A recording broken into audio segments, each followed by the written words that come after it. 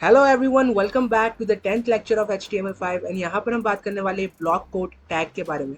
अब होता कभी कभी यह है गाइस कि हमें कभी कभी हमारे वेब पेज के ऊपर कुछ कंटेंट होता है जो हमें किसी और सोर्स से उठाना पड़ता है। फॉर एग्जांपल कुछ अलग सी वेबसाइट हो गई या कोई दूसरी यूआरएल हो गई जहाँ से हमें कुछ पर्टिकुलर डेटा को उठाना होता है, लाइक कोई पर्टिकुलर आर्टिकल या टेक्स्ट को आप हमारे वेब पेज में कॉपी करते हैं। तो इसीलिए हम ब्लॉक कोड टैग का यूज़ करते हैं जो कि हमारे ब्राउज़र को ये बताता है कि ये पर्टिकुलर पार्ट ऑफ कंटेंट हमने किसी पर्टिकुलर सोर्स से उठाया है। तो इसलिए हम ब्लॉक कोड टैग का यूज़ करते हैं। तो चलिए इसे समझते हैं हम किस तरह से यूज़ कर सकते हैं। फॉर एग्जाम्पल मेरे पास यहाँ पर एक HTML का सिंपल सा बॉयलर प्लेट है। अब यहाँ पर मैं क्या करूँगा, यहाँ पर मैं लिख देता हूँ एक हेडिंग। लेट्स से हम ताजमहल के बारे में कुछ डेटा उठाने वाले हैं, तो यहाँ मैं हेडिंग देता हूँ ताजमहल। सेव कीजिए और देखिए हमारे पास यहाँ ताजमहल की हेडिंग आ चुकी है। अब हमें ताजमहल के बारे में कुछ टेक्स्ट है जो हम विकीपीडिया से उठाते हैं। तो चलिए यहाँ पर मैंने न्यू टैब ओपन किया और यहाँ मैं लिख देता हूँ ताजमहल विकीपीडिया। ओके, यहाँ पर सर्च कीजिए ताजमहल विकीपीडिया और देखिए विकीपीडिया पे मेरे पास ताजमहल वाला ऑप्शन आ चुका है। अब लेट सपोज मुझे इतना जो टेक्स्ट है आप जो यहाँ पर देख पा रहे हैं, यहाँ से लेके यहाँ तक का टेक्स्ट जो है मैं ताजमहल के बारे में यहाँ से कॉपी करता हूँ। ओके गाइस, सॉरी, यहाँ से मैं उठाता हूँ तो ताजमहल से लेके लेट से मैंने यहाँ तक इसे कॉपी किया।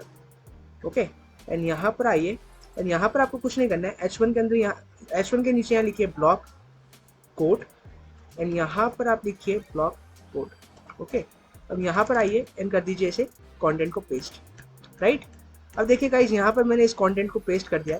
अब आ जाइए अपने वापस से वेब पेज के ऊपर, सेव कीजिए और देखिए 2 सेकंड, यहाँ पर आइए, सेव कीजिए और देखिए आपके पास एक कंटेंट आ चुका है। और आप एक चीज़ नोटिस करेंगे, हमने कुछ CSS नहीं लगाई है, कोई डिजाइनिंग नहीं दी है, बट फिर भी हमारे पास एक इंडेंटेशन आ रही है यहाँ पर।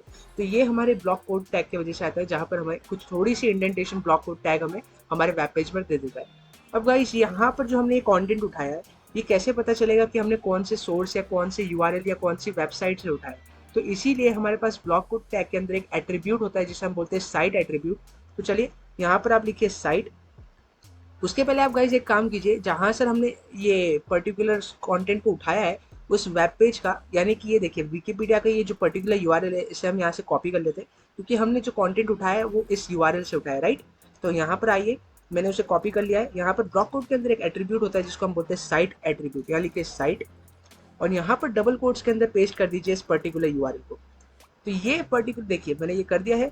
सेव कीजिए और देखिए कुछ भी इफेक्ट नहीं देखने को मिलेगा, बट हमारे वेब पेज यानी कि हमारे ब्राउजर को ये पता चल चुकेगा कि जो कंटेंट आपने उठाया है और जो ब्लॉक कोड टैग के अंदर आपने यूज किया है वो आपने कहाँ से, कौन से पर्टिकुलर वेबसाइट या कौन से पर्टिकुलर URL से उठाया।